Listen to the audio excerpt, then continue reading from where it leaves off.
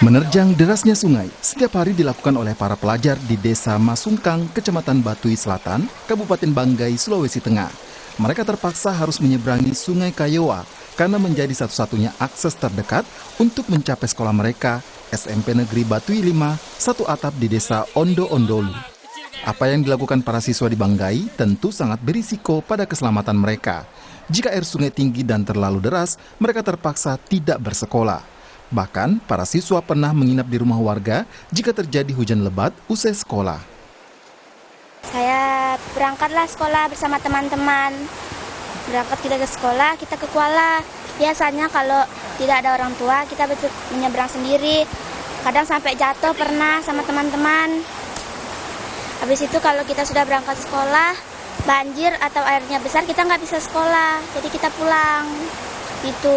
Kadang juga kalau misalnya sudah sekolah, baru pulangnya banjir, jadi nggak bisa pulang. Gitu. Namun, meski medan yang dilalui berbahaya, para siswa mengaku tetap semangat belajar. Biasanya siap-siapnya dari jam 6, biasa itu berangkat, simpan motor di seberang Kuala, baru nyebrang, baru pakai sepatu, baru langsung jalan ke sekolah di sini sama teman-teman biasanya. Terus kalau macam hujan kayak begini gimana? Kalau hujannya dari pagi, banjir berarti tidak sekolah. Pihak sekolah memberi kelonggaran kepada para siswa di Desa Masungkang untuk tidak bersekolah jika arus sungai sedang deras. Bahkan jika arus membahayakan, siswa bisa tidak sekolah berminggu-minggu. Dikasih izin. Kalau sudah memang anaknya sudah sekolah, berarti biar sementara belajar, anak-anak dikasih pulang karena orang tuanya sudah datang jemput.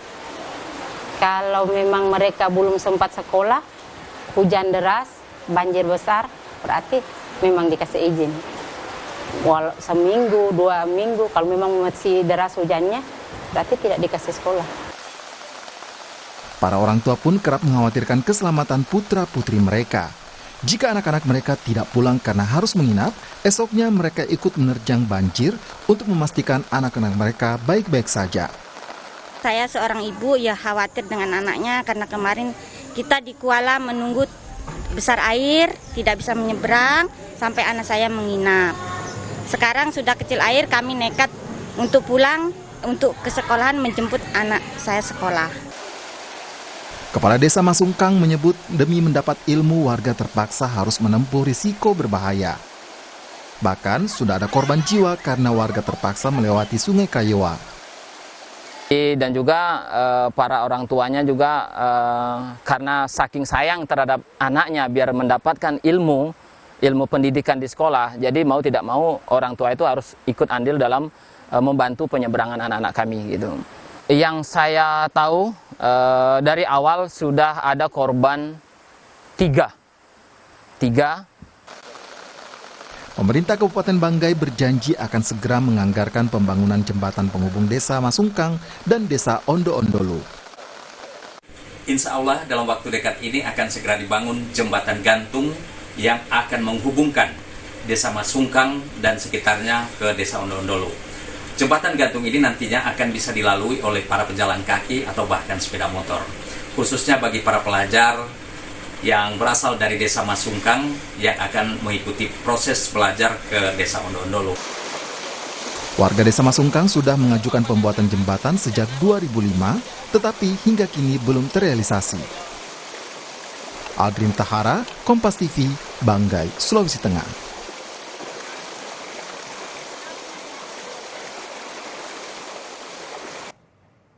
Bagaimana kisah perjuangan siswa dan guru di SMPN 5 Batui yang harus menyeberangi sungai demi bisa bersekolah? Kita bahas bersama Rizal Aripat, Kepala SMPN 5 Batui Satap, Sri Narahari, orang tua siswa yang juga Kepala Desa Masungkang, dan juga ada Emrida Saleh, staf ahli Gubernur Sulawesi Tengah. Selamat malam Bapak-Bapak, terima kasih sudah hadir di Sapa Indonesia Malam. Selamat malam. Terima kasih Pak Rizal, Pak Sri, juga Pak Rida. Saya ke Pak Sri dulu. Sebagai orang tua, juga kepala desa, mengantarkan anak bersekolah dengan penuh risiko, medannya juga berbahaya. Kita tadi lihat bersama-sama videonya. Bagaimana kondisi anak Anda setiap hari untuk menjalani rutinitas yang bisa mengancam keselamatan bahkan? Ya, kami sangat memprihatinkan sekali, sangat bersedih sekali karena melihat anak-anak kami itu tiap hari melakukan menyeberang sungai tersebut gitu. Kalau di musim kemarau ya tidak masalah, tapi kalau di musim penghujan, karena di sini hujannya sangat-sangat beda sekali. Di Kabupaten Banggai ini hujannya bisa dari bulan 5 sampai bulan 9. Itu musim penghujan. Jadi di situ banjirnya beberapa bulan itu pasti selalu ada banjir. Jadi itulah kendalanya anak-anak kita dari Masungkang, kendala untuk pergi sekolah itu hambatannya luar biasa gitu. Kalau akses lain dari Masungkang, silakan Pak. Ya. Namun saya juga sangat berterima kasih kepada pihak sekolah karena diberikan begitu toleransi untuk anak-anak kami. Jadi kita kalau musim penghujan begitu diizinkan untuk tidak sekolah. Namun kami sebagai orang tua, kalau namanya tidak sekolah otomatis kan pendidikannya ilmu pendidikannya yang didapatkan pasti Tertinggal ya. Tidak penuhnya. Iya. Ya, begitu. Iya, kalau tolong digambarkan Pak Sri, dari Masungkang ke sekolah itu apa tidak ada akses lain? Jalur lainnya seperti apa sehingga satu-satunya jalan harus menerjang sungai? Kalau untuk menuju sekolah satu atap itu tidak ada akses lain, Bu. Ada akses lain tapi perjalanannya berpuluh-puluh kilo. Kita harus berputar gitu, melewati daerah kecamatan. Jadi tidak ada akses lain untuk menuju sekolah tersebut. Nah, ada beberapa anak sekolah yang dari Masungkang, ada juga yang memilih sekolah di Kecamatan Batui Selatan, tapi di desa Ombolo. Itu pun perjalanan ditempuh sekitar 20 kiloan. Jadi otomatis harus menggunakan kendaraan bermotor. Nah, sementara tidak menutup kemungkinan para orang tua mereka kan ada yang mampu belikan sepeda motor, ada juga tidak. Dan juga seperti saya mungkin mampu membelikan sepeda motor, tapi kan risikonya juga di jalan kalau bawa motor kan memang sangat besar juga, dan juga memang belum diperbolehkan kalau secara undang-undang kendaraan. Jadi anak yang baru SMP belum boleh untuk mengendarai sepeda motor. Nah, jadi kalau sehari-hari ke sekolah itu berapa lama waktunya dengan menyeberangi sungai dibandingkan tadi kalau memutar? Perkiraan waktunya, selisihnya Pak? Selisihnya jauh, Bu. Kalau kita dengan jalan kaki menyeberangi sungai itu mungkin sekitar 35 menit atau 40 menit udah nyampe. Tapi kalau seumpamanya memutar itu membutuhkan waktu kurang lebih 3 jam. Oh, jauh sekali. Itu sudah tidak terkejar waktunya, juga tenaganya tidak mungkin juga ya untuk siswa sehari-hari bolak-balik. Iya, kalau Pak Rizal, tadi kan juga dari Pak Sri memang sangat berterima kasih kepada sekolah, tapi yang namanya faktor alam kita tidak bisa memprediksi kapan siswa harus terbengkalai karena tadi banjir yang menerjang. Bagaimana untuk menjaga kualitas belajar mengajar yang terdampak? Otomatis pasti ada ketertinggalan, Pak Rizal. Ya, memang salah satu fakta yang terjadi yang sudah kami alami bahwa memang anak-anak itu banyak yang mengalami lost learning. Artinya ketertinggalan mata pelajaran, materi pelajaran itu selalu saya terjadi manakala terjadi kendala-kendala seperti halnya banjir tersebut. Cuma memang Dewan Guru, teman-teman guru itu sudah melakukan upaya-upaya yang lain, misalnya mengirimkan materi lewat WA untuk bisa mereka antisipasi belajar secara daring. Itu salah satu cara yang dilakukan supaya anak-anak yang notabene-nya berasal dari Masungkang atau Bati Ampat, itu bisa mengejar ketertinggalannya ketika tidak bisa mengikuti belajar bersama-sama di kelas. Seperti itu yang biasa kami lakukan. Tapi saya tanya ke sisi orang tua lagi dan Pak Kades, Pak Sri, kalaupun dikirimkan materi secara online, jaringannya pun tidak selalu baik, begitu kendalanya. Seperti misalnya malam ini Pak Sri juga tidak bisa di dalam rumah karena jaringannya terbatas, begitu ya?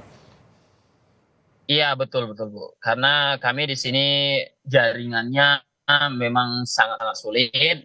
Adapun jaringannya yang sudah dibangun tahun 2022 program pemerintah daerah yaitu tower jaringan, namun jaringan tersebut tidak bisa maksimal digunakan gitu. Dan saya sudah berusaha menghubungi pihak Kominfo. Alasannya mungkin ini korban dari korupsinya Menteri Kominfo gitu. Jadi tidak maksimal jaringannya. Jadi ada banyak sekali kendalanya ya, termasuk tadi akses betul. dan juga jaringan. Baik. Ya betul. Ya. Jadi kita menggunakan wifi kalau umpamanya pas hujan-hujan, otomatis wifi-nya karena tergantungannya dengan tenaga surya, jadi sama sekali tidak bisa digunakan gitu. Ya, saya ke Pak Rida. Dari sisi akses dulu, ini kan keselamatan siswa yang jadi taruhan. Dari pemerintah solusi terdekatnya seperti apa? Karena kalau di liputan sebelumnya bahwa dari 2005 sudah mengajukan untuk pembuatan jembatan akses ke sekolah dari Masungkang. Baik, jadi begini Mbak, yang pertama memang tadi saya sudah berkomunikasi dengan sekretaris dinas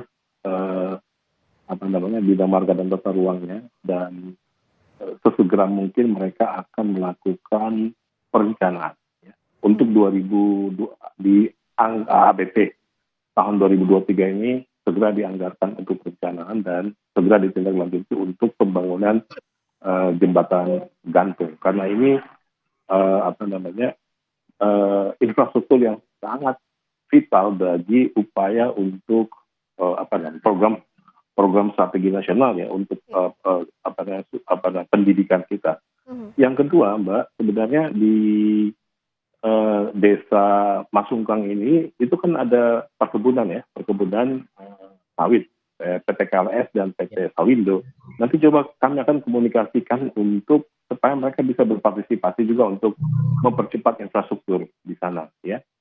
Yang ketiga, kalau diminta peran provinsi, maka mungkin segera kita akan komunikasikan dengan Bapak Gubernur mekanisme apa yang bisa digunakan agar ini bisa dipercepat. Jadi itu yang sesegera mungkin harus dilakukan, mengingat ini sangat vital bagi pembangunan sumber daya manusia kita apalagi di daerah Bangga ya, agak jauh dari kota kita. Dari perencanaan sampai ke pembangunan itu berapa perkiraan waktunya?